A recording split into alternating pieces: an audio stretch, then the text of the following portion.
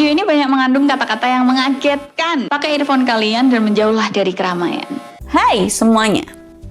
Gimana kabarnya teman-teman? Semoga sehat selalu, semoga baik-baik aja. Jangan lupa minum air putih yang banyak. Jangan lupa olahraga dikit-dikit. Aku kadang kangen masa-masa sekolah, karena masa sekolah tuh kita dipaksa untuk olahraga walaupun seminggu sekali doang gitu ya. Dan sekarang aku kayak, siapa yang maksa aku? Bahkan sekarang kalau dipaksa aku marah. Kenapa aku pengen olahraga? Karena biar kuat di ranjang juga.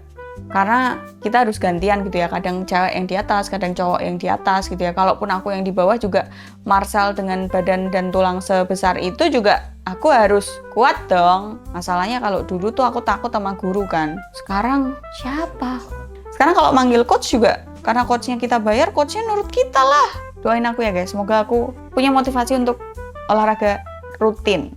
Olahraganya udah, rutinnya yang belum. Jadi konten kali ini aku mau ngasih tahu kalian 3 posisi yang bikin cewek itu orgasme parah. Tapi sebelumnya disclaimer dulu, konten ini diperuntukkan untuk manusia-manusia yang sudah dewasa, berpikir logis, berpikir kritis, tidak mesum. Kenapa sih aku selalu bilang tidak mesum? Karena nih, output orang nonton videoku, dia beneran nangkep apa yang mau tak jelasin. Kedua, dia cuma nangkep kata-kata kotornya doang. Kasian banget dia menghabiskan sekian menit nonton videoku cuma nangkep kata-kata kotornya doang. Yang ketiga adalah dia nangkep dua-duanya. Ya kata-kata kotornya dapet, akhirnya materinya nyantol di kepalanya gitu kan. Itu kenapa konten ini diperuntukkan untuk orang-orang yang berpikir kritis. Karena kalau kalian masih baperan, bocil apalagi, masih tolol, otaknya secupet, apalagi tiap hari masih coli, kalau nggak coli nggak bisa hidup, tiap hari masih nonton bokep, kalau nggak nonton bokep gelisah, galau merana, jangan nonton ini. Karena kalian tolol anjing. Tapi kalau kalian nonton ini sudah jadi suami istri, ya semoga hubungan kalian makin erat lagi, makin lengket lagi setelah nonton ini. Tapi kalau kalian masih jomblo nonton ini,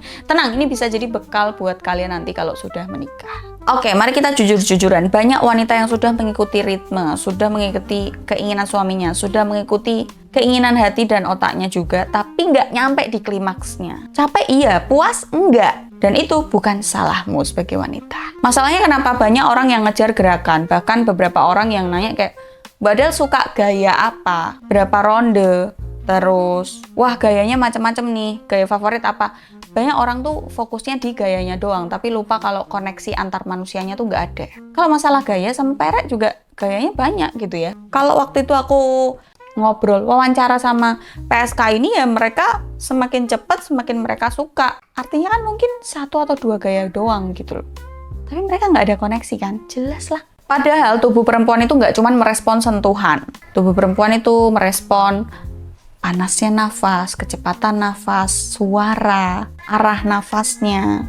Sekarang dengerin aku baik-baik. Kemarin aku punya sumber untuk di-share ke kalian, dan ini sumbernya valid. Soalnya ini penelitian guys. Jadi ada sebuah penelitian yang mengatakan bahwa tubuh perempuan itu bisa lebih cepat, lebih bisa untuk mencapai klimaks. Bukan lewat trik, tapi lewat pemahaman. Jadi hari ini aku akan bagiin 4 posisi, 4 gaya yang paling efektif biar cewek cepat nyentuh klimaksnya. Jadi ada penelitian tahun 2022, dia pakai 3 dimensi dan USG, hubungannya antara posisi tubuh manusia dengan aliran darah. Aliran darahnya tentunya ke area sensitif perempuan. Kenapa penting? Karena aliran darah ini adalah kunci ketika kalian lagi bersenggama. Jadi makin bagus aliran darahnya, makin tinggi sensasinya. Dan ternyata posisi punya pengaruh sebesar itu.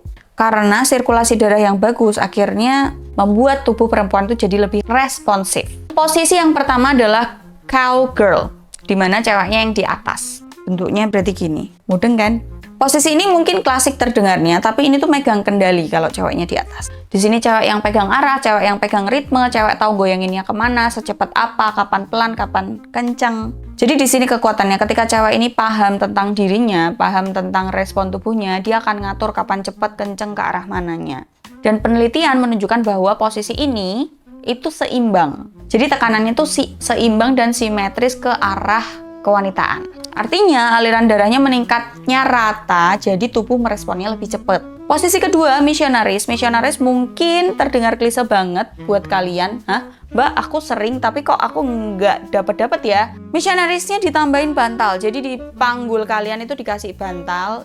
Cobain dari bantal yang tipis dulu.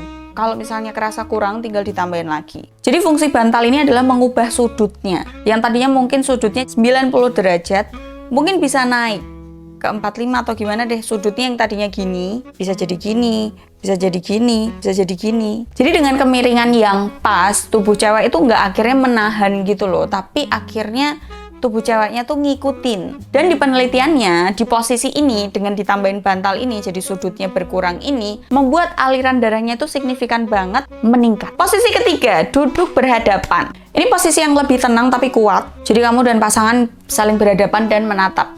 Deg-degan dok pasti, duk ya kan. Aliran darah sudah pasti meningkat, tapi bukan itu poin utamanya. Posisi ini membuat kamu itu hadir penuh. Bukan sekedar melakukan, tapi benar-benar merasakan. Karena ketika kamu fokus pada nafas dan tatapan, tubuhmu menikmati gimana belajar tanpa harus terburu-buru. Dan disitulah rasa terhubung dan kenikmatan datang bersama. Jadi 3 trik tadi itu klise banget. Mungkin sering kalian dengar, mungkin sering kalian lakukan. Tapi ada poin-poin di mana yang bikin itu nambah gong. Pertama, sudut. Kayak tadi misionaris, kenapa harus dikasih bantal? Ternyata sudut itu ngaruh banget. Jadi kalau kalian nambahin bantal di posisi-posisi tertentu itu ngubah sudutnya. Dan jangan takut untuk bereksplorasi. Kedua, kalau kalian lagi main itu jangan cuman mendorong, tapi diayun. Gimana ya? Diayun itu diayun. Jangan gini-gini, tapi diayun. Jangan kayak burung pelatuk, tapi diayun. Kayak kakimu ketika renang gaya kupu-kupu, diayun. Jadi tubuh perempuan itu lebih sensitif terhadap gerakan yang konsisten gitu loh. Ada tekanannya tapi konsisten daripada yang terburu-buru dan kasar. Poin yang ketiga adalah jangan ngejar seberapa dalam rudalmu itu masuk, tapi kejar perasaan. Ketika kamu masuk di awal itu adalah momen-momen krusial dan paling sensitif. Jadi itu yang harus dinikmatin. Nggak usah terlalu terpaku pada seberapa dalam ini menancap. Enggak, terlalu dalam juga sakit. Bahkan letak G-spot dan spot-spot yang lain pun cuma 1/3, 1/2, setengah. Maksudnya nggak sampai sedalam-dalam samudra gitu loh. Poin yang keempat, gabungkan stimulasi dan komunikasi. Jadi ini bukan tentang ego siapa yang paling, siapa yang sudah, siapa yang belum. Enggak, ini tentang kerjasama. Kalian mainnya berdua. Jadi kalian as a team. Bicarakan apa yang enak, apa yang nyaman, apa yang nggak enak. Apa yang perlu disesuaikan? Oh ini udah bagus, aku suka, tapi kayaknya perlu diginiin deh. Jadi ada penelitian, di penelitian yang sama itu membuktikan bahwa perempuan bisa orgasme kalau ada komunikasi yang terbuka dan si perempuan itu mendapatkan rasa aman dan nyaman. Itu lebih mudah untuk mencapai orgasme. Jadi inti dari semuanya, nggak ada rumus pasti tentang kenikmatan, orgasme, dan lain sebagainya. Tetap kita harus eksplorasi, mencoba, gagal, balik lagi, coba lagi. Dan teman-teman perlu ingat tubuh wanita, setiap wanita itu berbeda. Dan kamu sebagai wanita tahu mana yang baik buat kamu, tahu mana yang kamu suka dengan mendengarkan dirimu sendiri. Dicoba kamu dengerin dirimu, oh aku nggak suka ini, oh ini padahal bagian yang nggak pernah tak sentuh, ternyata sensasinya gini ya. Dan sains itu membantu menjelaskan. Tapi rasanya itu hanya bisa kamu dapat dari pengalaman. Jadi jangan selalu berusaha untuk memuaskan orang lain dulu, tapi kenali dulu dirimu. Karena ketika kamu lebih paham dirimu dan tahu cara menikmati, gimana cara kamu menikmati sesuatu, semuanya akan mulai berubah. Kamu lebih peka, tubuhmu pun lebih peka, hatimu lebih tenang, dan koneksimu sama pasangan jauh lebih dalam. Semoga tipsnya berhasil. See you in the next video. Bye.